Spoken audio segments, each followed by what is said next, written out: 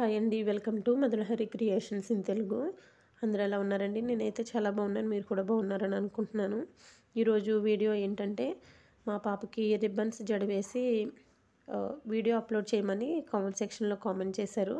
అయితే నేను full video చేసి నా ఛానల్ నేమ్ కింద అప్లోడ్ చేశాను. తప్పకుండా చూడండి. ఇప్పుడైతే నేను ఒక టిప్ని మీతో షేర్ చేసుకోవాలనుకుంటున్నాను.